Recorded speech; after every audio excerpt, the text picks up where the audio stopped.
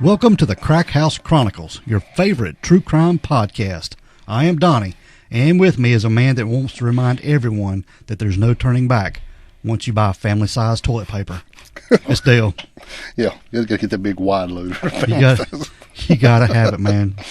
It's like 5 pieces wide. Is that like family size? I guess. Gotta get one for each. Yeah, everybody has their own toilet paper. Yeah. Does anybody in your family have their own toilet paper they like to use, or everybody use the same kind? Yeah, same kind. Okay, well, that's good. Yeah, I ain't spending all that money. No, you ain't. Okay. Whatever the wife wants, that's what we're using. That's okay. That's what we're going to use. Damn right. That's what we're going with. Everybody has to just shut up and deal with it. That's it. What's going on, dude? Oh, same old, man. Had a great week. What about yourself? I had a very good week, and back in the crack house. Yeah, man. Went and seen the Jeff Tate group, or Jeff Tate band, or whatever it's called nowadays. The old singer for Queensryche the other night. Yeah. Had a great show. Yeah. Give them all Crack House stickers. Yay. Yeah, man. It was cool. Wore my Crack House shirt. They thought it was pretty cool. Mm-hmm. So I had them all stickers, and guy said that he liked to listen to true crime, usually go to sleep. I said, well, maybe I can put you to sleep tonight. So Jeff Tate's got a Crack House Chronicle sticker on his guitar case. He does. Or his tour bag or something. Or in the trash can in the Charlotte one. Yeah. But I gave him one. That was cool. Yeah, he had it in his hand for a moment, didn't he? He did. Yeah, no. There's all cool guys, man. And shout out to you guys. And if you're checking us out, we sure appreciate it. We do. Yeah, because you put on a hell of a show, and I really enjoyed it. That's it, man. Only bad part about that is getting home at 1:30 in the morning and getting up and go to work. Yeah, have to crawl out and go to bed. Oh well, gonna play. You gotta pay. Yeah, that's it. But You get up and go. You gotta do what you gotta do, man. But it was fun. Had a great time. You got any good shout outs, dude? Anybody you want to talk about? Man. We have a few more 5-star heroes. 5-star. Yeah. 5-star. We'd like to say a big thanks to J Color 3, who give us a A++. Y'all are still one of my favorite podcasts. 5 stars. So I hope we weren't in danger of not becoming a favorite, but we're still up there. It kind of sounded like we were on the bubble there for a minute or something. Like it, don't it? We have to get our shit in gear. Also had one from the Red Rum Junkie. It says, one of the best. These cases are well researched, and they handle them so well, and you can tell they truly care about the victims. Highly recommend the Crack House Chronicles. This podcast stands out amongst an overly saturated market for a reason. Wow. And dude, that is awesome. Yeah. Dudette or whatever. We really appreciate that, and appreciate anybody taking the time to spread the word of the Crack House, and it's just awesome, man. Yep. Anybody wants to be like those people and go to Apple Podcast and leave a rate and review, please do. It really does help us. I promise it does. It does. Yep. Makes us feel good, too. Yep. But so anyway, if you give us 5 stars, please put something in the box so it'll let us know that you did, and we can give you a shout out here on the show. That's it. And I haven't give the store page a plug in a while, but if you want to go over there and get you some kind of merch, T-shirt or hoodie, still cold weather to wear a hoodie, get you something cool to wear. You better get us damn hail gear and raincoat after last night. Yeah, it's rough. Rough stuff. Yeah, crazy. Yep. And also, Dale, at the end of this episode, we hadn't done this in a while. We hadn't put it out, but we have a special guest that's going to be doing our outro message. Yeah, we hadn't done that in a while, and that was pretty cool. Yeah. Chris Wainick, a big fan of the Crack House, is going to do their little outro tonight. We got to get like a golden fan award or something. Yeah. Dude, he's been kicking ass. Yeah, something to put on his shelf. Yeah. Yeah. That'd be cool. Yeah, little statue of us. us. Miniature Crack House or something. Little statues of us. Yeah. Yeah. Yeah, that'd be cool. Like a little Funko thing. Yeah. That'd be sweet. Bobbleheads. No doubt. Yep. So what we got going on today? We've been talking about somebody's going to bitch me every 2 minutes. Well, we've got a case. We've got a North Carolina case. Ooh. We're back in North Carolina. You like that? And I really didn't know anything about this case until you brought it up to me. Yeah, I hadn't either. And the other week, me and my wife were out for dinner, and we met a couple folks. We met Owen and Christy McPeak, and we're having a couple drinks, and I gave them a couple stickers, and she brought this case up to me, and I hadn't heard about it, and I checked into it, and I was like, man, that's a hell of a story. Yeah, and this is North Carolina. Yeah, just right up the road here. Yeah. So, well, other part of the state, eastern part of the state. Well, part of it's about 2 hours. Yeah. Winston-Salem. Yeah. And then the rest is on out to Washington. This is true. So it's kind of sort of close. Yeah, it takes place in a few parts of North Carolina, but it is the North Carolina case that we're talking about today. Yeah, so we really appreciate you bringing that up to us, and that's cool, and I hope you check it out. Yep. But today we're talking about a guy named Leith Von Stein. Von Stein. I can't help it. Yeah, that's just a very cool name, dude. It is, man. Yeah, Leith Von Stein. Von Stein. Now, our story today starts on July the 25th of 1988. Yes. And this was at 4:24 a.m. That's early in the morning. It is. And this is when a call came in to the North Carolina Beaufort County Law Enforcement Center. Beaufort County. Yep. Now, this is out in the eastern part of the state, and this was when there was a dispatcher working that night. Her name was Michelle Sparrow, and the night had been slow, and there was a call come in, and there was a woman on the other end of the emergency call that was sort of speaking kind of soft, and she couldn't really make out what she was saying. Yeah, very low. Couldn't understand her. But the woman asked for police and an ambulance. And when Michelle asked her to, speak up, she couldn't hear her. She claimed that there was an intruder in the house. Yeah, because could still be here. Yeah. And the dispatcher first wondered if the caller was one of their, I guess, regular prank callers, or they had a few mentally disturbed people who would call and report like false stuff going on, dude. Yeah, I guess they got their regular callers, I guess. I don't know. I've never been a dispatcher, but I can imagine. I bet they get everything. Yeah. But she asked the woman her name, and when she learned this, her name was Bonnie Von Stein. And that the woman, Bonnie, she said her and her husband might be dying. Now, the dispatch... I guess at this point she realized there's no crank call. Yeah. Now, the dispatch officer, Michelle, she knew it wasn't no crank call, like Dale said, and she advised officers on duty as well as rescue to respond to address that was 110 Lawson Road. Mm-hmm. And this was in Washington, North Carolina. Yep, possible stabbing and beating of two different people. Yeah. And Bonnie, in her state, she was telling them, please hurry. Yeah, and I think this lady's, her husband, the dispatcher, was actually a police officer. Okay. So she said, just told her to just hold tight. My husband's a police officer, and I'm sending everybody I can to you right now. Yeah. Yeah, we're getting everybody out there to help you. Now, the first officers on the scene were Danny Edwards, Ed Cherry, and Sergeant Bradford Tedderton. And they got to this 2-story house with their weapons drawn, Dale. I'm sure. You never know what you're going into. That's here. it, yeah, especially 4 o'clock in the morning. With this kind of call, yeah. And they were fearing some kind of intruder in the house that Bonnie had talked about on the dispatch call. Exactly. But the house was dark, and the men, they were scoping out the area with their flashlights and noted the enclosed back porch with the porch door open. Yeah. And there was a broken window beside it. Yeah, so something's going on here. Yep. Now, Edwards and Tedderton, they entered the home through the open door, where in the kitchen they found a fluorescent light on over the sink. Mm-hmm. And cabinet doors opened under the microwave. Yep. And a woman's purse or handbag right there next to the oven. So it looked like somebody had turned on the light there and just dumped his handbag out on it. Going through it, yeah. Exactly. Yep. Now, Edwards immediately detected something going on. I mean, he knew something had happened. Yeah. Yep. Well, he said he smelled a smell, and it was like a coppery scent, and he knew that was blood. Yeah. And he's like, Yeah, if you've ever smelled blood, it smells... Like somebody's dead. It smells something's going metallic, on, especially if you're into this business of policing. Yep. Now, the two officers made a sweep of the downstairs, finding nothing unusual. And after turning the hallway light on and heading upstairs, there were 5 closed room doors. And the first one on the right at the top of the stairs, a room turned out to be the master bedroom. Right. And it was dark, and they couldn't see Bonnie at all. But she was able to call them in, I guess, desperation. Yeah, she probably heard them coming in, Yeah. Now, he was sweeping his flashlight around the room, Dale, and Tedderton was confronted by the most horrific sight he'd ever seen in his 26 years of service. Yeah. The room was just blood red, splattered everywhere. Yep. Let's see, and on the bed, lying diagonally across it, was a stocky man clothed only in his cotton briefs. Yeah, they said there was blood on every wall, including the ceiling. Wow. Just slinging everywhere. And stab wounds were visible in the man's upper back and left shoulder area. Yeah. And worse was the massive crater in the back of his head, Dale. Yeah, not good. And it was so horrible that Tedderton believed that he could be looking directly into the man's skull. Oh, yeah. He knew right then there ain't much I can do for this fella. Yeah. And Bonnie, who was 44 years old at the time, was laying on the floor next to the bed. Yeah.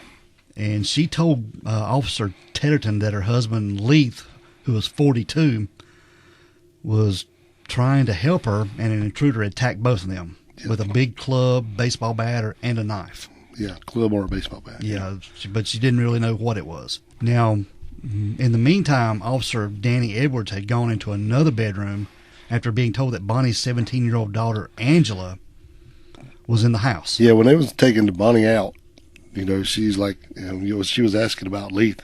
And it was like, well, just don't look at him, just don't look at him. So she knew that something was bad. But they wouldn't tell her what his condition was. And then she piped up and she said she's not leaving this house till they find out about Angela. Yes. And her bedroom was right next door. Yeah. Yeah. Now, he found Angela asleep in her bedroom, and the room was directly next to the master bedroom, and she was only dressed in a T-shirt, and there was a big box fan there in the corner just blowing. Well, you got to have a box fan, man. Yeah. I do. And he also noticed there was a glass of ice water with ice cubes that hadn't melted that sat on a little nightstand next to Which is kind of peculiar. Edwards awoke Angela and told her to get dressed and get out of the house. They were going to get her out of the house. And she didn't have any idea what was going on. I guess just ripped from your sleep. You don't know what's going on, do you? Yeah. Now, the dispatcher, Michelle Sparrow's husband, David, like Dale said, it was an EMT before becoming a police officer. And on duty that night, he responded to 110 Lawson Road, and he was armed with his shotgun and his medical equipment. That guy's, he's ready for everything. Yeah. He is. He's got it all. And he was led into the house by Officer Edwards, and he hurried upstairs to the master bedroom, where he found Bonnie Von Stein laying on the floor in her bloodied nightgown.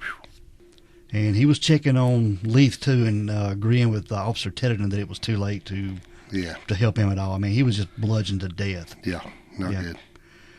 And he noted that Bonnie had been stabbed in the chest and was having difficult breathing, so he put an oxygen mask on her.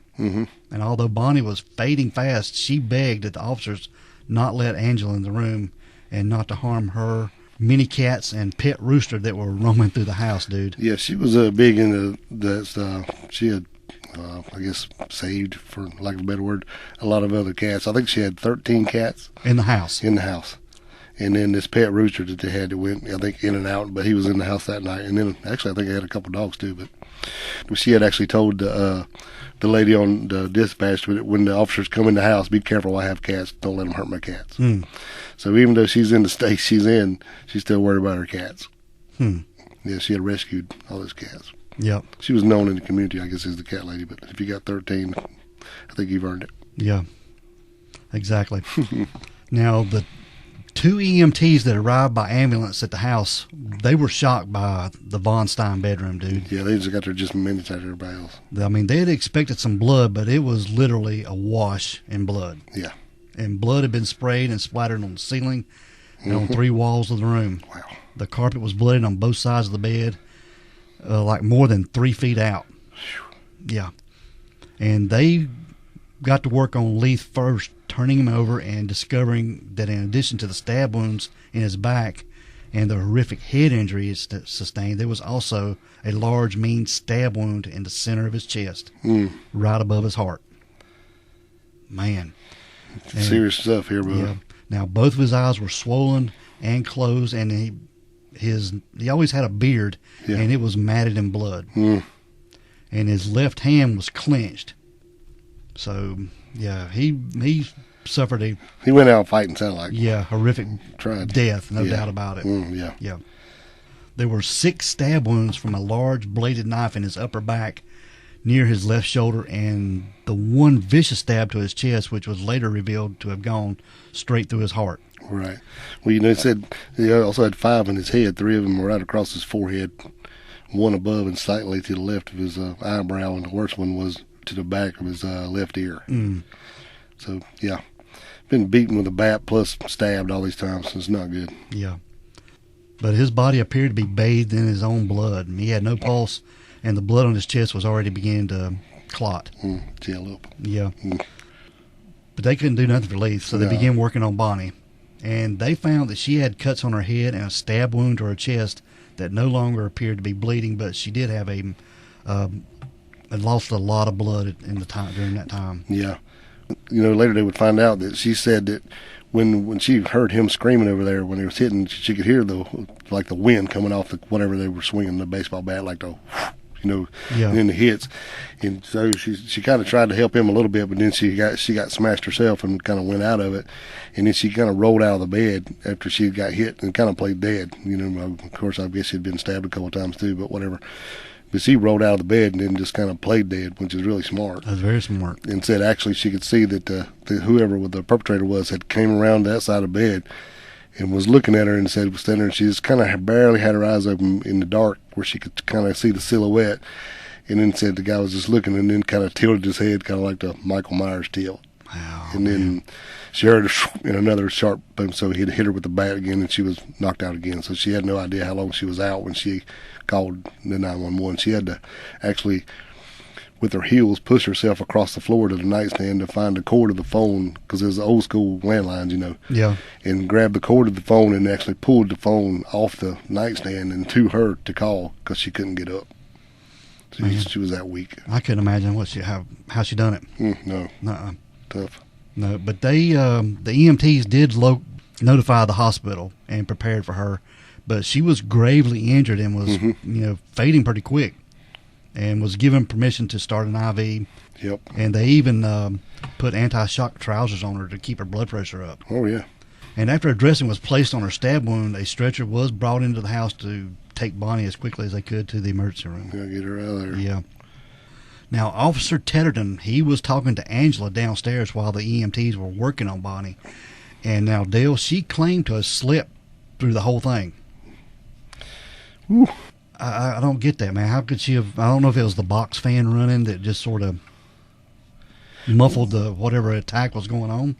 I guess that's her story. Plus, I heard, like I said, I watched the movie, and in the movie, I don't know how much liberties they taken with her, whatever, but when she was asked about this, she goes, well, it could be a marching band playing in the hall and I wouldn't wake up. She was a real heavy sleeper, she said, but it is kind of odd if you ask me. Yeah. I know my son, when he goes to sleep, there could be a bomb go off and he wouldn't hear it. Right. Now, I sleep pretty hard myself, and I slept through a damn Hurricane Hugo. I don't even, through that. It's not the same as somebody screaming in the next door, So, I don't know. But it seemed odd to the officers that Angela was sort of detached from the news that her parents had been beaten and stabbed, dude. Well, yeah, because she didn't show a lot of emotion. Mm-mm. But it's also said that she was that kind of person, too. So. Yeah. But I'm sure it would be pretty damn odd to somebody come in and you just find out she just kind of... Yeah. But now, she did tell the officers that she had a brother named Chris who was away at NC State University in Raleigh. Right. And Officer Tetterton advised her to call her brother Chris. Yeah, call him right now. Yeah. Now, Detective John Taylor, he was the youngest detective in the Washington Police Department. He was 27 years old, and he arrived at the crime scene after Bonnie had been taken out of the house on the stretcher. Right. And it seemed pretty apparent to him that the intruder had entered and departed the home by the back porch. But the broken window by the door was kind of odd to him, as the door itself had 9 individual panes of glass. Right. It would be impossible for someone to reach an arm through the broken window there to unlock the door. It wasn't accessible through that broken pane. Yeah, it's like really weird. Yeah. And they said, actually that the window broken was not big enough to crawl through, but yet you could not reach the handle either. It was just a broken pane of glass that didn't reach anywhere. Yeah, to me, it looks like maybe the door was unlocked, and so they just went in, but when they could come back out, they just busted that window as a secondary thought to make it look like a break-in. Yeah. So there's some odd shit going on here. Now, also curious to him was a faded and torn military knapsack that seemed sort of out of place and was lying on the back porch by a plastic garbage can. Right. And Angela didn't recognize it. Yeah, nobody knew who it was. Nobody knew who it was. So they're thinking, well, maybe somebody dropped it on the way out. Now, let's get back to that handbag that was found right there at the oven. Okay. It had been pretty much rummaged through, and there were 2 additional handbags that were found on the countertop, but there were too many other things left behind by the robbers to take, Dale, like televisions, VCRs, stereos, computers, and there was a $20 bill and change that were in plain view on a dresser in the master bedroom. Right. Yeah, and they make a big deal about that, but the lights were out. True. I mean, when you go in there and turn the light on, look, I'm sure you see it, but if you were in there with a baseball bat, smash people in the head, you're not look. You don't turn on the light. If you have a flashlight, you're probably not going to see it. No, right. So, but also, I guess what they're getting at is it looks more like a murder than a robbery. But and I can go with that too, because they didn't take any jewelry or anything else. And I think the only thing actually was missing was some money out of those purses. Yeah. Yeah, because I'm sure with the money that was in this house, or the wealth, I guess I should say, I'm sure they had a pretty nice jewelry collection. Yeah, we're going to get into the wealth part of it in a little bit. Right. Yeah. But also, Leith's wallet and watch were untouched. Right. And Bonnie had wedding rings that were in a small bowl, and other jewelry was in an unlocked box on the chest. So. Yeah, so then the numbers aren't adding up. Exactly. Put it that way. But like Dale said, the detectives quickly came to the conclusion that the robbery was highly unlikely, and whoever had entered the home had done so for the sole purpose of killing Leith and Bonnie. At the Beaufort County Hospital emergency room, the doctor on duty found that Bonnie had suffered 3 very ragged lacerations on her head, 2 near her hairline at the center of her forehead, about an inch in length, and another in a C shape over her right eyebrow. Her left thumb, swollen and bruised, was likely broken, and above her right breast was a grapefruit-sized bruise, and to the right of her sternum was a 2-inch stab wound. And the blade had bounced off bone into the chest wall, causing a partial collapse of her lung. But she was still alive. She's pretty damn lucky. Yeah. But once they was able to seal off that lung, that hole in that lung, she was starting to breathe pretty good. Right. Yeah. Now, let's talk about Chris a little bit. This was their son, Chris Pritchard, the one that was away at NC State. Right. Now, he arrived in Washington around 8:30 that Monday morning, and he was driven into town by the NC State safety patrol officers, who had found him pretty hysterical at one of the university's emergency call boxes. Right. This was after Angela had called him. Yes. And Angela had informed him that his mother and stepfather had been attacked. Yeah. You need to get your ass home. Yeah. And he had awoken his roommate and tore through their dorm room. He actually tore it apart trying to find his car keys, but he wasn't able to find them. A little panic setting in, I sound like. Yeah, so he had to get home somehow or another, but he couldn't find his keys. Right. But that's when he went outside, seeing if he could find the emergency call box. And he used it to beg for help in getting home. And during this 2+ hour drive back to Little Washington, Chris fell asleep. Yeah. They said he fell asleep after about 15 minutes. Well, I think, and I know it sounds bad, but he'd also been up all night playing cards. This is I true. think he only had been laying down for about an hour when he got this phone call. Yeah. So I'm sure they wasn't just playing cards and drinking tea. And I guess everybody handles stuff like this differently. Yeah, I would have been freaked the hell out. Yeah. Which I never would have thought to run out and call a call box and see if I could get a ride home with the police either. Well, you can't find your keys. Well, what do you do? I don't know. Yeah, I mean, I wouldn't have thought of that. Which, I don't know. I believe I'd have woke a roommate up and said, come on, yeah. get in your car. We got to go. We got to go, yeah. I can't find my keys. Let me borrow your keys or something. Yeah. Yeah. But when Chris got to the hospital, he wanted to see his mom before speaking to any of the authorities. Yeah. And they let him do it, and he was allowed to sit and hold her hand in the ICU while she was trying to recount what had happened. And Chris was just sitting there crying. Yeah, I think I'd be the same way. I mean, they want to call me and talk to me, I'm like, no, I want to see my mama. Yeah. All right, now, Dale, at this point, we're going to give a little bit of backstory before we move forward. Okay. And we're going to talk about Leith Von Stein. Von Stein. Yeah, he was the one that was murdered there in the house. Now, Leith was born in Queens, New York, and he was the only child of parents of German descent. I guess that's how he got his name, Leith Von Stein. Oh, yeah. Yeah. But the Von Steins moved to Winston-Salem, North Carolina when Leith was just a baby. Right. And they began running a laundry that would expand to become one of the most successful in the country. Yeah, crazy. And with branches and more than 130 employees. Big time. Yeah. And Leith, after graduating high school, went to School of Engineering at NC State University. But he flunked out by the end of his junior year. Right. And this is when the Vietnam War was ramping up, dude. Mm-hmm. And he was drafted.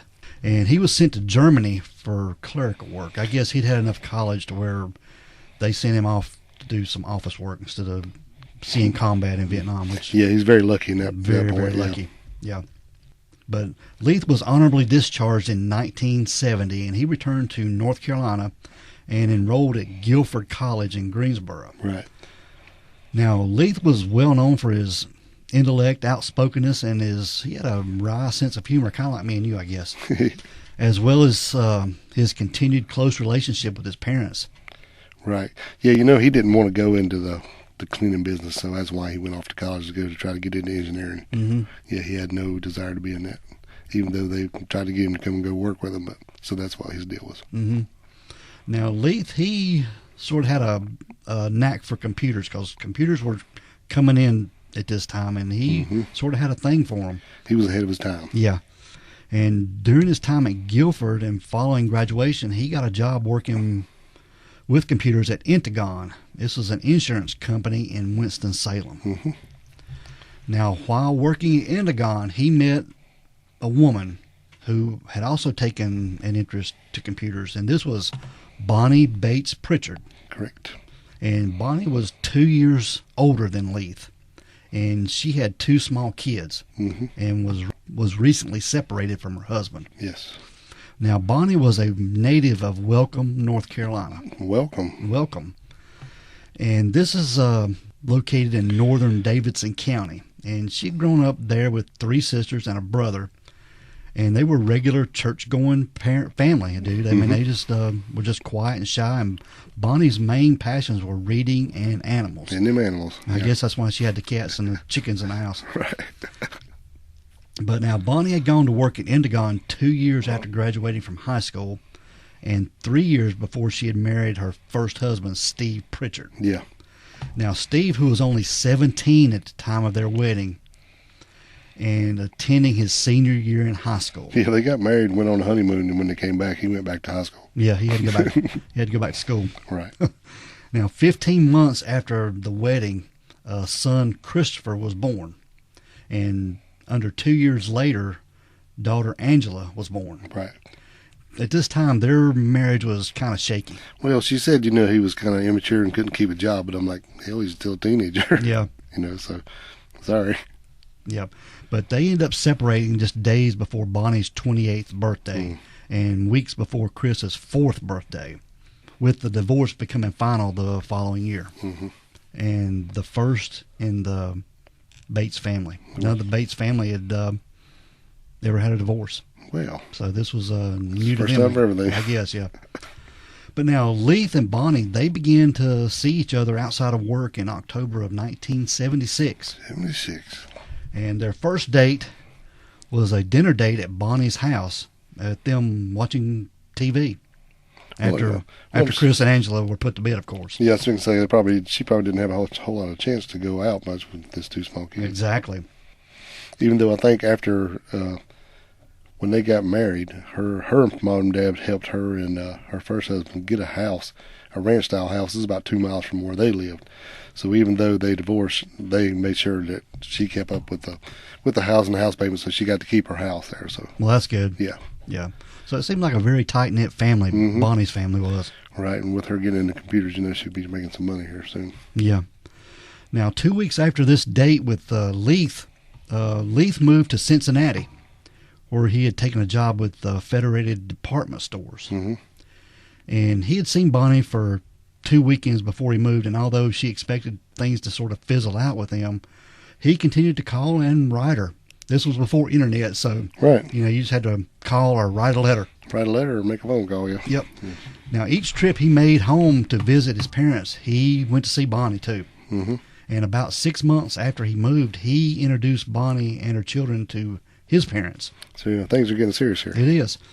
And Chris and Angela, they had little or no contact with Steve Pritchard, their biological father. Yeah, he kind of just disappeared after this. It is. I mean, that's crazy. Yeah, it's kind of sad, though, but see what happens. But now, Leith, he did step into this role, watching the kids in their school plays, taking them out to eat, and even traveling with them on vacations to the beach. Yeah, he had a little ready-made family here. Yeah, he was stepping up, so that's good. Yeah. And following a visit to Welcome, North Carolina, at the home of Bonnie's parents, Leith arranged to have a washing machine and an air conditioner delivered to their home, telling the Bates family that it would make them feel good knowing they had some comfort in the hot summers of North Carolina. Pretty cool. Yeah, I guess they had one there. Whew. Can you imagine? Yeah, it'd be rough. Yeah, but this was... So what, 70 something? Yeah. I remember being a kid not having air conditioning. Yeah. We didn't have no air conditioning. We just had fans running. So, yeah, because I remember when we first got our window unit, it was about the size of a refrigerator. Yeah. But it was like, wow, that's amazing. Yeah. Now, in early August of 1979, Leith accepted a new job at a finance company in South Bend, Indiana. And he asked Bonnie to go with him as his wife. Mm-hmm. Yeah. And she said yes, and the two were married on August the 17th. And Bonnie gave up the job she had for 15 years, and she and her children moved with Leith to a suburb in South Bend, Indiana. But the winters there, they didn't suit him too well. No. I can imagine. It's cold up there, dude. Yeah. Yeah. No part of that mess. And he got to worrying about his aging parents, so in 1981, Leith accepted a position of head of internal auditing at National Spinning Company in Washington, North Carolina. Yeah, so he's coming back home. Yeah, coming back to North Carolina. Now, in July of that year, Leith and Bonnie and the two kids moved to Smallwood Subdivision there in Little Washington, where they purchased a 2-story frame house at 110 Lawson Road. Now, in 1983, Bonnie, she began teaching data processing at a local community college. Awesome. And the following year, she accepted a job as a programmer analyst with Hamilton Beach at the appliance factory with only a handful of miles from the Lawson home. And this was a position she would hold for 2 years. So she's gotten a job working and Leith's working, so everybody's doing good. Yes. Now, in 1987, Leith's father died suddenly of an aortic aneurysm. Yeah, he had just retired, actually. He had sold his business and sold it out to someone in Texas. And had retired, and then this happened. Yep. And leaving his estate valued at more than $1.2 million at the time. Yeah, left it all to Leith's mother, right? Yep. Now, Leith's mother, already suffering from health issues herself and was grief-stricken over her husband's passing, followed him in death only 4 months later. And the loss of both of his parents in such a short time left Leith pretty wealthy. Yeah, but man, it took a hard hit on him, though. Yeah, and you can pretty much ask anybody when this happens. You'd give up money up for your parents, and no problem. You should know about that, dude. Mm-hmm. Yeah, but this left Leith in a little bit of a rut. Yep. He had apparently never much liked his job, and by the last weekend of his life, he was talking to Bonnie about quitting by the end of the year and perhaps traveling or starting a business of his own. Yeah. We're making big plans, I think. Yep. But Bonnie would later say that on the last day of Leith's life, which was Sunday, July 24th, 1988, Leith had been pretty happy and in good spirits, looking forward to their future together. Yeah. Yeah. Well, I'm sure. Now you can do what you want. Mm-hmm. But in addition to the $1.2 million inheritance he had, Leith also had about $1 million in life insurance. Right. And as expected, Bonnie was the beneficiary, but she was pretty quickly ruled out as a suspect. Well, yeah, I think so too. Because of her life-threatening injuries. Right. I mean, that's a little overboard. Yeah. Know? And then you got $2 million, and $2 million in 1988 now, I mean, that would be about $5 million, a little over $5 million today. Yeah. So it's a lot of money. So I can see how they were looking at her, but and I'm sure there's a lot of people who do that kind of thing. Who would have something done to somebody, and then your injuries are not so. Like somebody got stabbed 300 times and you got a cut on your forehead. It's a little bit different than this because she was she was pretty close to going out herself here. Mm-hmm. That's kind of like the Jeffrey McDonald case. Yeah. Exactly. Yeah. I don't think. I don't think she had nothing to do with this. Yeah. But if Bonnie would die, that left Chris and Angela Pritchard to inherit all this money. Right. Yeah. Now we're going to get back to the case at hand, and this was back to the investigation of Leith Von Stein's murder. Right. Now the detectives, they spoke to Chris that Monday night around 10:30 p.m. at a friend's house where he and Angela were staying. And he was 19 at the time, and in appearance he looked closer to 16. Right. He looked kind of young for his age. He was a slight young man who wore a baseball cap and chain smoked constantly. Yeah. Yeah. He was sucking down some cigarettes. Yeah. And he told them he'd come home to visit that weekend, spending Friday night in the family home on Lawson Road. Mm-hmm. And that he had a term paper due that Monday, so he had to get back to school on Saturday after having dinner with his family. Correct. Yeah, had a cookout. Yeah, he grilled some hamburgers for him. Yes, sure did. Yep. And on Sunday night, he had gone out with some friends and then returned to his dorm where he stayed up until 3 or 3:30 drinking beer and playing cards. Right. And he had only been in his dorm room and in his bed just a short time when Angela had called him about the attack. Right. That's what we were talking about when I thought maybe he fell asleep in the police car. Yes. Yeah. And the school safety officers had driven him back to Washington because he had been distraught and couldn't find his car keys. Correct. Because when they found him, he was, I think, sitting down next to that call box, just frantic. Yeah, I'm sure. He's probably running around crazy. Yeah. So he wouldn't, even if he could have found his keys, I don't think he could have drove. Yeah, he probably shouldn't have. No. Yeah. He'd probably been burning the highway up and maybe just injured him and somebody else too. Especially his classic 68 Mustang Yeah. that he got for his 16th birthday. Yeah. But as far as Chris knew, his parents weren't having any problems, and he knew of no one who disliked them, Right. and much less would want to hurt them. And when asked if he and Leith had gotten along, Chris assured the officers that they had very well, and something that was contradicted later by family members and friends who said that Leith and Chris would butt heads quite frequently. Yeah. Yeah. Yeah. Yeah, they had a lot of that going on. And Chris claimed that he knew that Leith had come into some stocks or money, but He didn't know how much. no, he didn't know much details about it. Which, who knows if he did or not. Yeah. He went to school and he was flunking out of school and doing some stuff. And I think Leith was not happy that he was just being lazy and blowing their money because they were paying his full ride or paying all his Expenses. expenses in school plus giving him money to spend weekly. Yeah. And he was just kind of goofing off, and he didn't like that. Mm-hmm. Now, even though Chris had told them that he didn't know anything about the inheritance stocks or the life insurance policy, Bonnie had contradicted this by telling the detectives that she herself had told Chris about all this. Yeah, not only how much that Leith had inherited, but how much he was insured for, too. Yeah. So he did know, even though he said he didn't. Yeah. Right.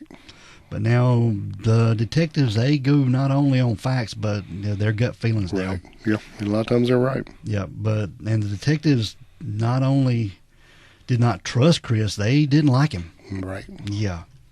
Well, when they first met him, he come in and they wanted to talk to him. And it was like, well, I want to go see my mama first, and then I'll be glad to talk to you. And that was that morning. And then they had to go out and find him at 10 o'clock at night at a friend's house. So he was kind of like he was dodging right off the bat. Yeah.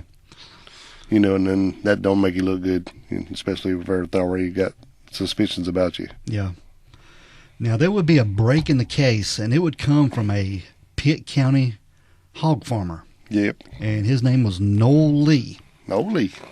And Lee had just finished a hour-long process of loading up hogs at his farm that was roughly 1 mile over from Beaufort County line and 7 miles from Little Washington. And he had been heading back home where he noticed there was a fire burning in the pre-dawn darkness. Yeah. Just before daylight. And he was being curious enough to drive his truck over and noticed that the fire was about 3 or 4 feet in height and was about 2 foot in diameter. Yeah. And it burned so brightly that Noel instantly knew it had been fueled by something. It had an accelerant on it, no doubt. Well, he was smart. It wasn't just a hog farmer. He was also a volunteer fireman, but he also had been, I think, he had been a teacher or something to do with fires and that kind of stuff. So it wasn't just like he was a hog farmer that knew about a fire. He was educated in this stuff. He didn't get out of his truck, I guess, from working. He just looked at it, but it didn't seem out of control. Well, he knew it said it had rained the day before, so he wasn't worried about it spreading too much either. Yeah. But now, Lee proved to be a pretty excellent witness who remembered the exact time he noticed the fire and recalled precisely where it had been burning. Yep, that was very unusual. And on Tuesday evening, he was able to take the detectives to where he had spotted the fire. Yep. And then over to the Grimesland Bridge Road off State Route 264, where it had been burning. And the fire, of course, had burned out, leaving a blackened circle and charred debris. And in the debris appeared to be a socket for an extension wrench, burned remnants of blue jeans, molten remains of a sweater, the bottom of a Reebok sneaker, a large hunting knife, and the handle had melted on it, and it was a 6-inch blade that was blackened. Right. And also found were some wadded sheets of paper, and one of them partially burned, that had blown out away from the fire. Right. Talked about this a little bit, and then I don't know where the extension for a socket came from. Maybe that was just some of the stuff when it was in the trunk, and probably just got, when he grabbed up the clothes or whoever was burning this stuff, threw it in there and it got caught up in the pile or something. But it's kind of odd that you would try to burn a knife and some other stuff that didn't burn. And we wondered why the paper maybe didn't get burned. But if he used an accelerator like gas or something, maybe when he hit the fire and it woofed up, how it does. It'll blow it out. Blew it out maybe out to the side, or maybe it was wet. Who knows? But yeah, maybe a little wind come up and blew it out or something. Right. It's kind of odd that the paper didn't burn up, but they're glad it didn't. Yeah.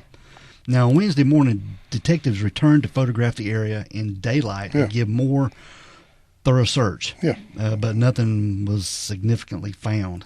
Yeah. And the knife was found to be consistent with the wounds that Leith Von Stein had suffered. Right.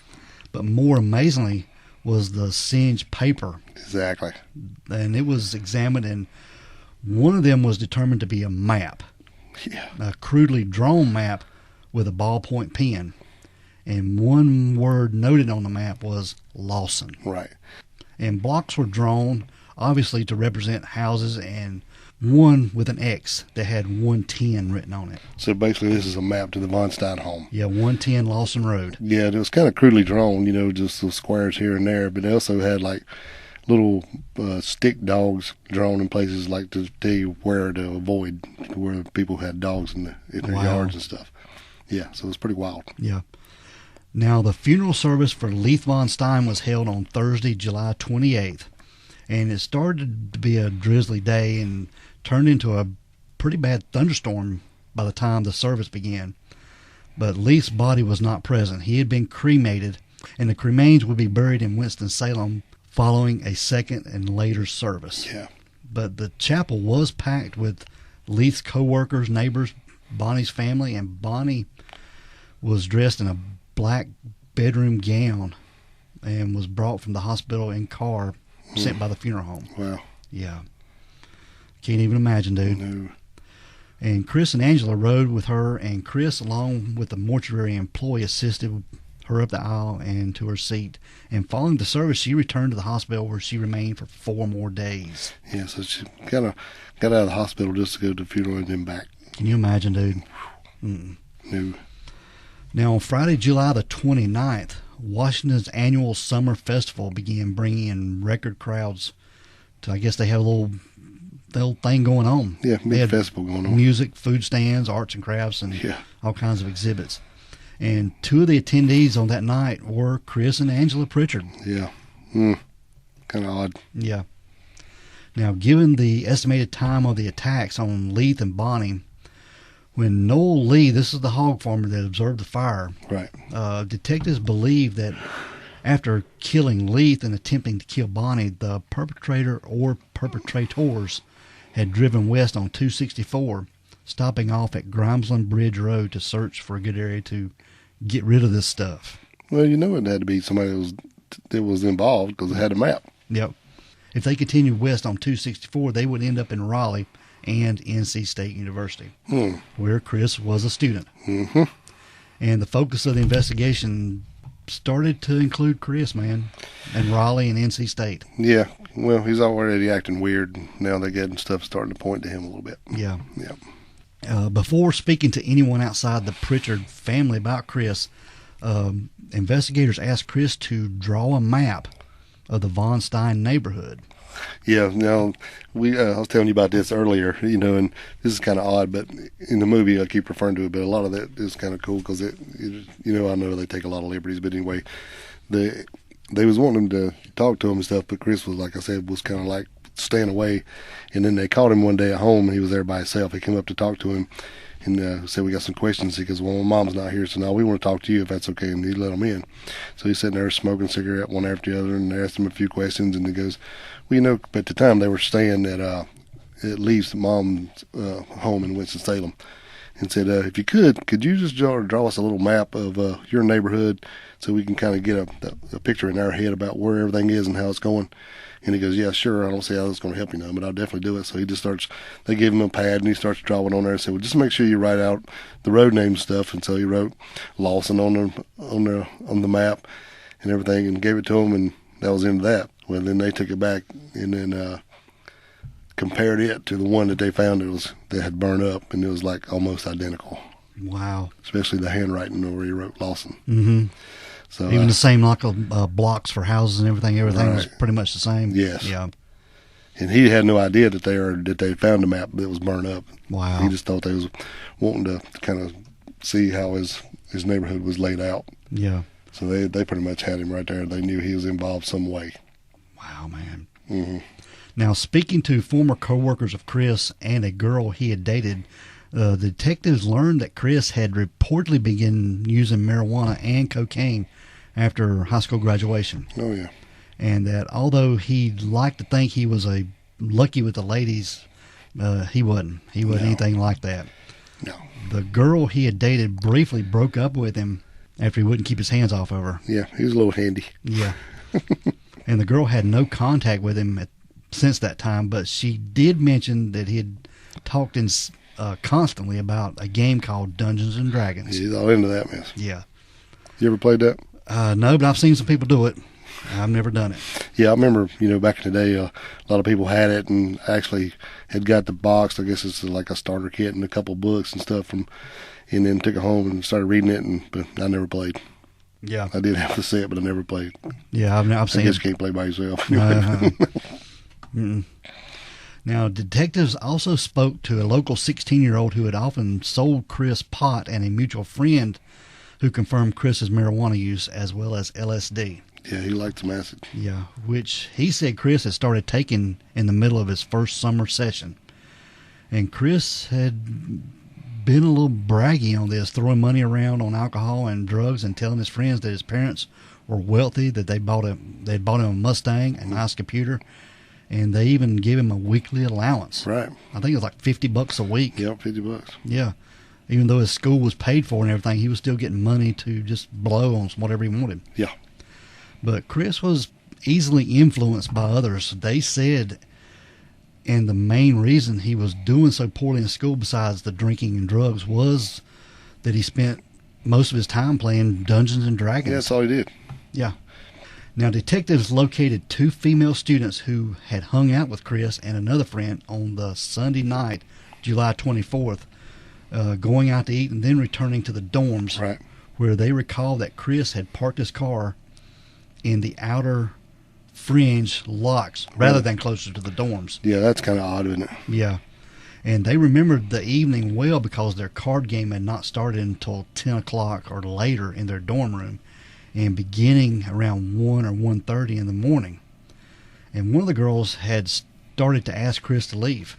So what you're saying is they started playing cards pretty late, and then by 1:30 the girls are going, okay, it's about time for you to go home. And he's like, nah. So Yeah.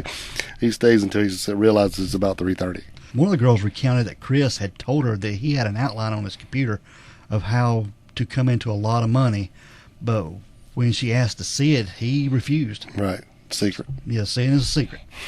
And she further said that Chris was resentful of Leith, angry that Leith spent his money on Bonnie but not Chris and Angela. Right. And Chris felt that he and Angela would have better cars and better clothing. Yeah, he felt like they should have. Yeah. Yeah. But I think Leith was just wanting them to make their way. I mean, he was taking care of them, giving them an education. Well, they weren't. It's just They weren't doing without. Right. Yeah, because they had nothing before he came in. Exactly. And he started taking them on. He'd take them on European vacations and give them all this stuff. And they bought him that nice Mustang for his 16th birthday. And they're just not. Yeah. whatever. And Not grateful for nothing. And there were other acquaintances of Chris that said that Chris didn't like his stepfather at all. No, and I guess that comes with the territory. But said that him and Angela had a little nickname for him, and it was called asshole. Yeah. So, but and I'm sure they're always going to butt heads, but he's like you said, he's just trying to drive them the right way to where to be somebody, instead of just getting handouts your life. Yeah. Because they knew that he had this money, so they didn't want to do nothing. Yeah. He get some money. But unsurprisingly, Chris was not a good student. No. And was better known around campus for his alcohol and drug consumption. In Dungeons and Dragons. Yeah. Mm-hmm. I did see there was somewhere where it said that, that Chris wanted to do something else, but he was trying to impress Leith by doing this and changing his major and going to try to be an engineer. But he just didn't. He couldn't get it. Yeah. And it just, even in the summer, he had even taken a part-time job where Leith worked and trying to impress him, which it did. But then when he went to go do this, it just didn't work out. He just couldn't do it. Yeah. So he started flunking out. Mm-hmm. But a lot of that's, like you said, like to do with the drinking and all that mess. Yeah. But they even told Chris if his grades didn't improve, he would be cut off. Yeah. Mm-hmm. And the detectives felt like they have a good motive for Leith's murder and the attempted murder of Bonnie. Yeah. And this was the inheritance. Yeah. They told him basically, you can do better, or we're cut on it. Basically, I'm not going to pay your way to flunk. But unknowing to Chris was the fact that even if Bonnie had died, her will and that of Leith stipulated that neither Chris nor Angela would get their share until they reached the age of 35. Yeah. Yeah, they didn't know that. No. Mm-mm. Little clause in there. Yeah. All right, now we're going to talk about a friend of Chris's. His name was James Bartlett Upchurch III. James Bartlett Upchurch III. What a name. What a name. Yeah, now as big as his forehead. Yeah, now he was from eastern Caswell County, North Carolina, and like Bonnie Von Stein had grew up on a farm. Yep.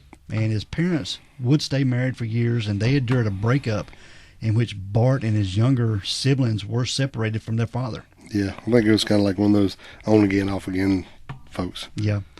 And in elementary and high schools, he had been a good student with above average grades, but tended to get bored easily. Mm-hmm. He was an avid reader and with particular interest in science fiction and fantasy genres. Yeah, I think a lot of these kids are really smart and just get bored. Yeah, and it was while reading one of his books that he was first introduced to Dungeons and Dragons. Yep. And he acquired the board game and soon had friends with him playing after school and even over the telephone. Wow. Yeah. And by ninth grade, Bart brought the game to school with him, and it would soon be played in the cafeteria during lunch. And it was so popular, it became soon other students were creating their own groups to play. And teachers were aware that the students were involved in the game, but in an isolated area like Caswell County, Dungeons and Dragons was seen as a positive outlet for kids. Right. And it was just creating their... stimulate the creativity Yeah. and imagination and that kind of thing. Yeah, sort of giving them something to do, and yeah. And it's probably making a little bit of a comeback now with Stranger Things, with those kids. All those Yeah. kids are playing it, Yeah, very, very true. Mm-hmm. The game required intense concentration and commitment. And for Bart, those who love to tell stories and love to be in charge, it answered an innate need that he had. Yeah.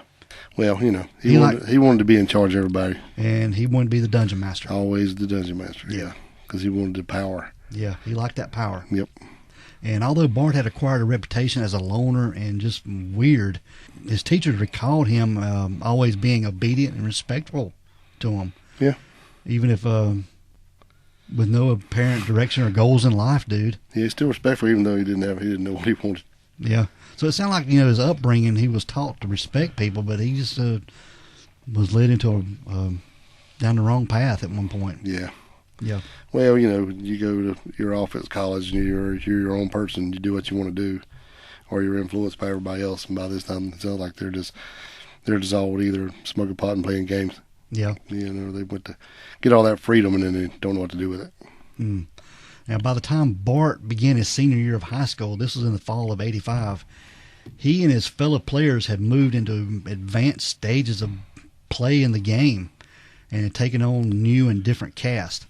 No longer were their characters going after monsters, but were now facing off against each other to seize others' treasures and conspire to destroy other characters. So they're basically going head to head now. Yeah, and it was this point that a guy named Neil Henderson joined Bart's circle in the D&D group. Okay. Now, like Bart, Neil came from a broken family, but unlike Bart, who did not communicate his feelings well, Neil found the separation from his adored father kind of heart-wrenching. Yeah. He had an exceptional IQ of 180. Yeah, that's way up there. He was considered very gifted. Yeah, I think genius starts around 135. Yeah. So 180's out the roof. He was so far ahead of his classmates that he made perfect scores on any test he took, and he, like Bart, he got bored at school. Well, when he went to kindergarten, they told him he actually should be in the 3rd grade. Yeah. And then after that, I mean, he was in elementary school and was doing high school work, and they only put him in elementary school so he'd actually have some classmates his own age to be social with. But he was way, way smarter than all of them. Yep. So he'll be another one that got bored very easily. Yep. And even at 12 years old, Neil went off to high school and took the SAT for the first time. Right. At 12 years old. It's crazy. Outscoring the gifted academics in the senior class. Mm.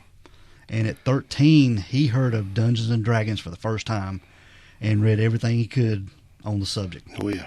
Yeah. Now, when he was 14, Neil was accepted at the prestigious North Carolina School of Science and Mathematics in Durham. And I'm going to tell you, this is hard to get into. They just don't let anybody walk in the door there. Right.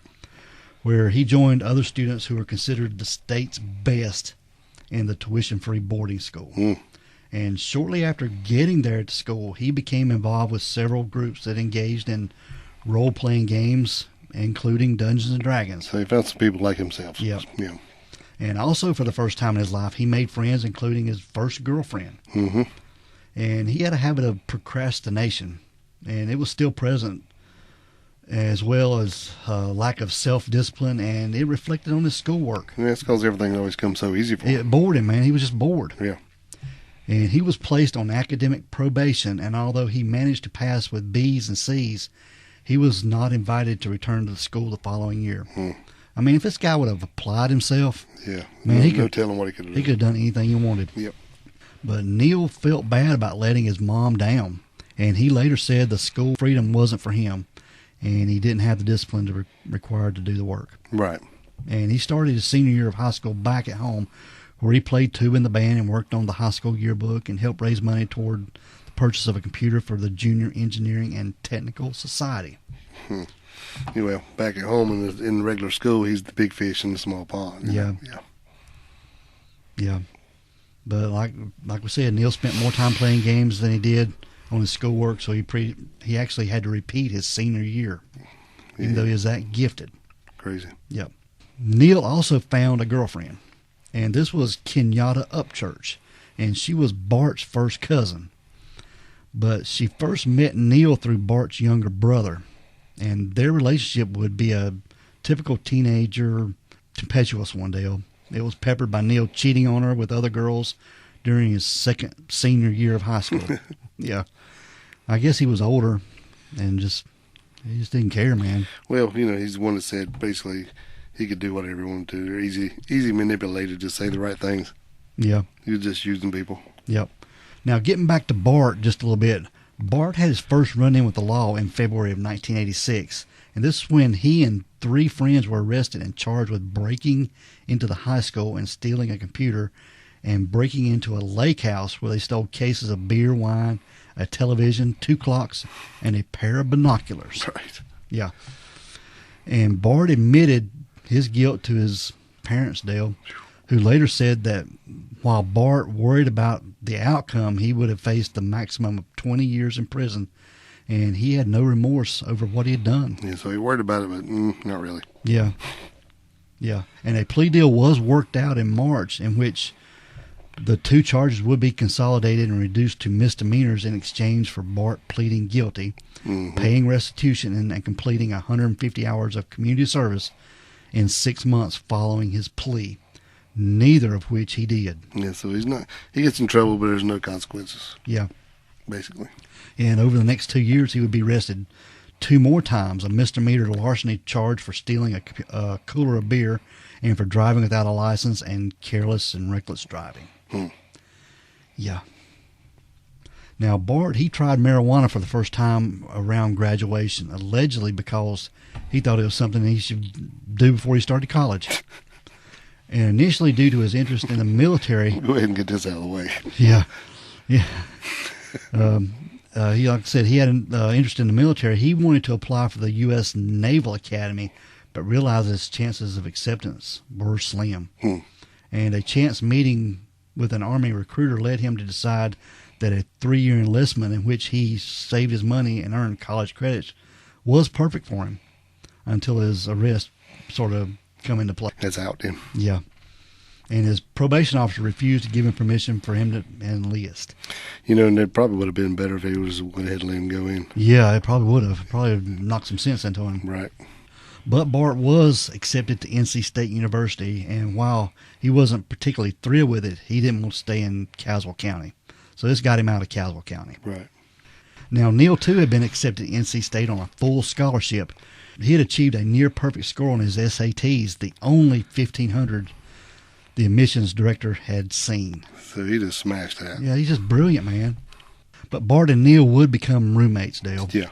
Well, I think they had a lot of in common stuff with the drinking in Dungeons and Dragons. But Bart's love of parties and Neil's dislike of any group activity, they didn't seem like the perfect type to get along. But their Dungeons and Dragons, that's what kept them together. Yeah. But they remained roommates for their freshman year, and even roommates at an apartment off campus during that summer of '87, but went their separate ways, at least residentially, by the fall of their sophomore year. Yeah, because Neil was pretty much a slob. Yeah. I mean, it was bad. He said you can get drunk and throw up and just leave it there. Yeah. Just all kind of mess. Now, Bart flunked out of his freshman year and was informed that he would not be invited back. And Neil, too, had struggled, ending up on academic probation with a scholarship in jeopardy. Instead of applying themselves over the summer semester, they watched MTV, played games, smoked marijuana, shoplifted from a lot of stores, and just, well, that's what they done, man. Yeah, just stupid stuff. Yeah. And by the end of his sophomore year, Neil, too, had flunked out with his scholarship revoked and was forced to move off campus. Yeah, because they didn't do anything. Spent all day, every day playing Dungeons and Dragons. Yeah. Now, Bart was back in school for the summer session by the time he was hanging up posters in search of new Dungeons and Dragons players around campus with the promise of free beer. Yeah, well, he put up a flyer. At the top of the flyer, it just said big old letters, free beer. And then it's like, okay, now that I have your attention, if you want to play Dungeons and Dragons, come to room, whatever it was, 803, I think. Yep. Yeah. So it was like, ooh, no, okay. Yeah, there you go. Now, Neil was working at a local retail store, but scheduled his hours around their Dungeons and Dragons time. Yeah. But Chris had met up with Neil and Bart, and they were playing their Dungeons and Dragons, and this is when Chris was confessing all of his troubles at home and his dislike for Leith. Yeah. He didn't like Leith at all, and he was constantly talking bad about him. And this is when they were devising a plan to get rid of Leith. Yeah. Well, you know, I guess it's one of those cases where they get together and he never says anything good about him. It's always the bad stuff and all this. And man, if he wasn't there and I had that money, we could just do this all day. We could just, we could just all live in one house and play Dungeons and Dragons and do coke and acid and smoke pot all day, and nobody'd have to work. We'd have it made. Yeah, if he had all them millions, he would buy them cars, and I think he was going to buy Bart a Porsche and Neil a Ferrari. Yeah. Yeah, and I'm sure it just started out with just them talking junk, and then just keeps getting escalated the more they talk about it. Mm-hmm. But their first plan had involved Chris sedating his family with sleeping pills, and then setting the house on fire. Right, that's what they were going to do. Yeah, and that plan was sort of scrapped after Chris decided that it would be best if they were not in the home. Well, that plan got scrapped after he went home and cooked them hamburgers. Yeah, I mean they were starting to do it, but he put Bart had gotten Chris some sleeping powder from somewhere and give it to him. It was already like crushed up in a pill bottle. Yeah. And he actually put it in the hamburgers, and when he went home and cooked that night, when he went home for the night before, he said they'd going to cook for him. He actually put it in their food, but it didn't work. So he went and met up back with him because, dude, it didn't even work. What'd you give me? He goes, well, I don't know. Somebody else gave it to me. It was supposed to knock you out for 2 or 3 hours. So actually, probably when he cooked it into hamburgers, it probably just messed it up, whatever it was. Yeah. So they had to come up with another plan. Yeah. And afterwards, he goes, well, that was probably about a bad plan anyway, because I'd had to been there when the house was burning. Yeah, and then so the next plan was that Bart comes up with. He goes, well, how about we just do it with the machete? Because he wanted to be quick, their heads quick off. and easy. So he said, well, just one good whack and I could cut their heads off. Golly. That'd be painless. And it's like, that probably wouldn't work too good either. That's what they were thinking, but then when they went to the Army Navy store, it was closed, so they couldn't get a machete, so they had to go to Kmart and bought it, and that's when they bought a knife and come up with the new plan. Yeah. Yes. But this, according to Neil, Bart would be the actual killer, and Neil's job was to drive Chris's car to Washington. Right. Because to do the job. Because Chris needed to have an alibi, so he had to stay at school. And Bart's driver's license had been revoked. Right. So they needed a driver. Yeah. So that's where Neil comes in. Yep. They wanted Neil just to drive him down to Washington, take him over there, drop him off, and then pick him back up. And Neil believed he was going to be paid either $2,000 or $20,000 for driving. So he couldn't remember. Yeah. Good Lord. Yeah. So yeah, it was like $5 or $10, $2,000 or $20,000. Yeah. So that's when they always. So this is when Bart really starts kicking in, and I think he was really one of the main ones who was pushing this thing. Yeah. From what we've been told, anyway. And so he was coming up with all these plans and goes, and they had Chris draw them a map so they know exactly where they were going because they didn't know, and that's where the map comes in. Yeah. Yeah. And the day before the murder, Neil said that Chris told him his parents were about to disinherit him over his poor school performance and lack of ambition. And if disinherited, he would also have to leave school and likely find a job. A real job. Yeah, imagine that. Yeah, him and Leith had really gotten into it. And I think whether he had been disinherited or not, I think that's just one of those things he said while he was pissed off. Yeah. He said, well, maybe I should just do this. So he's probably scared that it was true. And so he decided to speed things up. Yeah.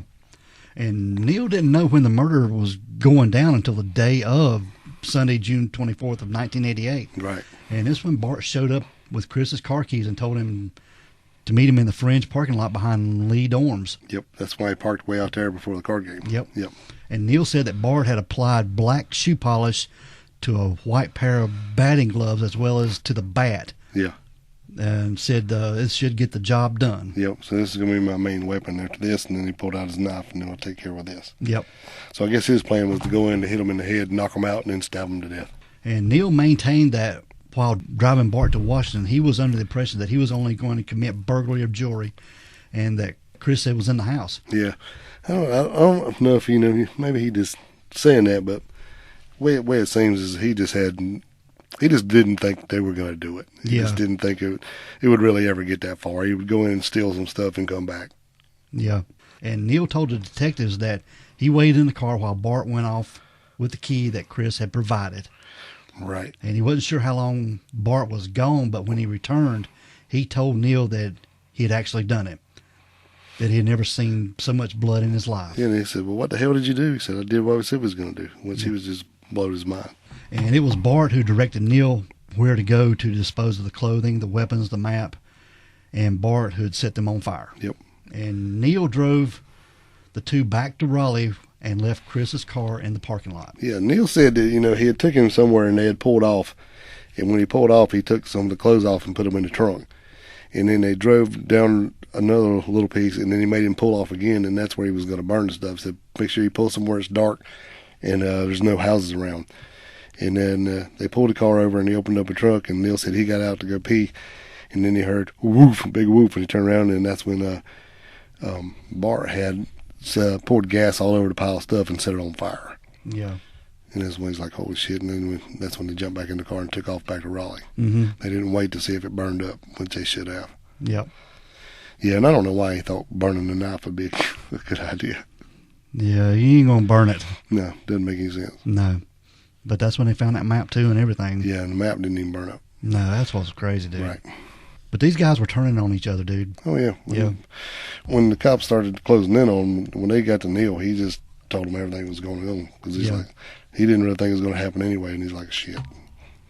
You better go ahead and get somebody because I'm fixing to lay it on you. Yeah. Now, on Thursday, June 15th of 1989, Bart Upchurch was arrested for the murder of Leith Von Stein and the attack on Bonnie Stein.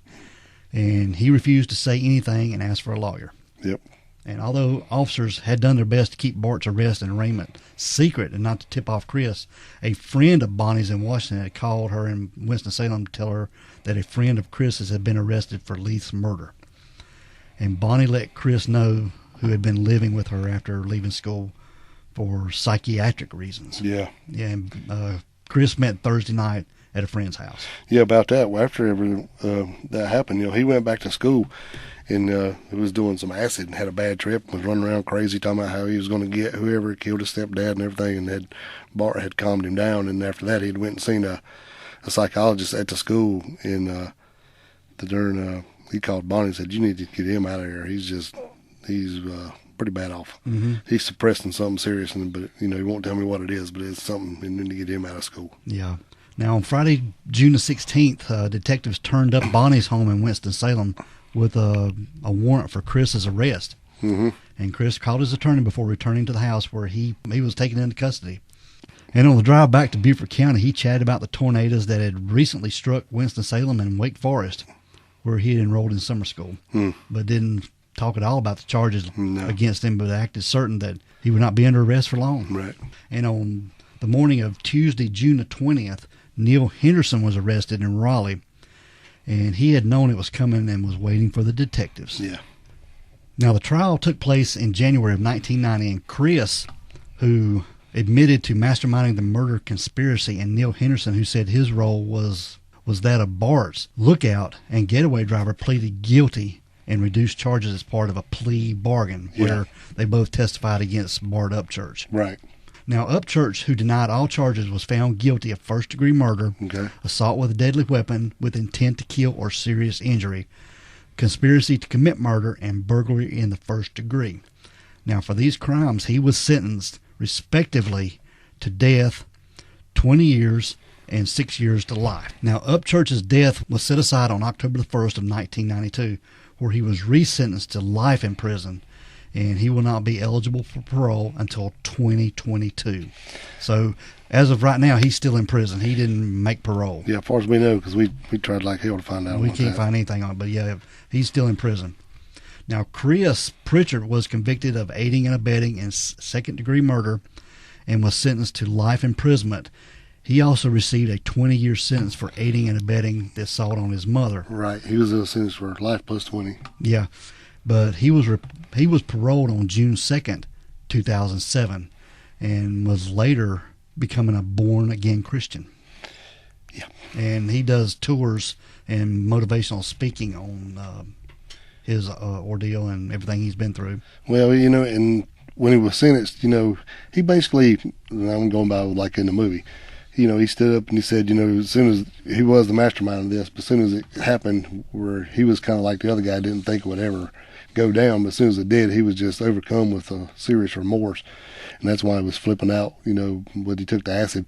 And they had asked him how much they'd done. He said, over a 30-day period, how much acid would you take? He said, probably 17 times. I mean, they were really doing that shit. Yeah. And they were going in the basement playing Dungeons and Dragons and all that stuff while they were doing that stuff. So they were doing crazy stuff. But I said he was just overcome with remorse, and and he told his, had to go in a room and told his mom and his sister that he had planned all this stuff about killing them and everything, and they were shocked because they just didn't believe it. Mm-hmm. And finally, I think right before he went in, even at his sentencing, he stood up and apologized again to his family, and was glad they were there. He said, I don't deserve your support, but I'm really glad you're here, and blah blah blah. So they kind of, I guess, was made up, I guess you should say, because even when he was sentenced, that his mother went and seen him every time there was a visiting day. She went and seen him. Yes. So they're still close to this day. Yeah. Yeah. Good lady. Which is odd. I'd be like, well, we can be close. I think you even made the point, like, well, he's still getting that money, even though, all of them, so because she's got it, so he's back in and get it. I'm like, well, I'd have some kind of clause in my stuff, or anything ever happened to me, you don't get nothing, because I'd be scared to death. And a lock on the bedroom door. Yeah, and a big steel bar across it, like you said. Yeah. Because how would you not? I mean, you'd have to think about it every day. Yeah. I mean, how do I know today that he decides he wants the money now? I mean, she's got to be a good Christian woman to to do that. Yeah. And I get forgiven. I get that. Yeah, and in the movie, it was cool. I mean, I keep referring to it, but it was called Cruel Doubt. If you want to look it up, it's on YouTube. But he said, the Lord told me that I need to forgive my friends, Moog and Neil. And he said, I have. He said, he's also told me I need to forgive myself. He said, which I have not yet. Yeah. I just can't do that yet. And so, I don't know. I think partially maybe he did regret this and was, hating it all. But it's kind of funny how it happens that quick. Yeah. Now, Neil Henderson, who was also involved, he was convicted of murder in the second degree, aiding and abetting, and of aiding and abetting assault with a deadly weapon with the intent to kill or serious injury. Mm-hmm. And he was sentenced to 40 years imprisonment on the former charge and 6 years on the later. But he was paroled on December the 11th of 2000.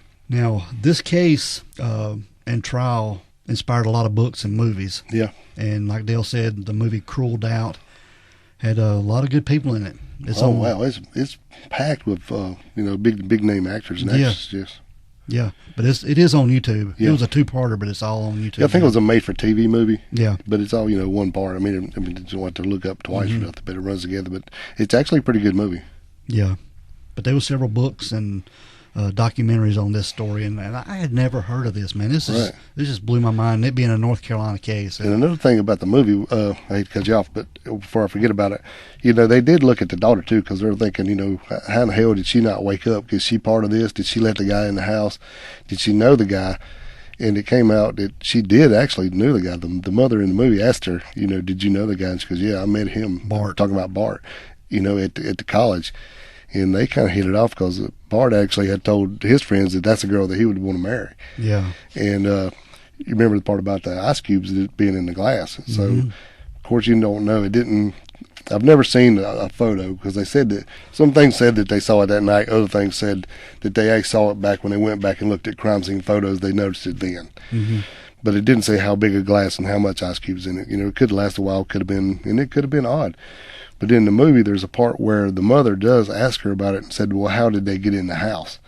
And says that Chris gave him a key. Well, she says, well, he didn't have a key to that door.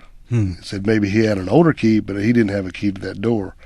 So even her was putting doubt out there that maybe the daughter let him in. Could have.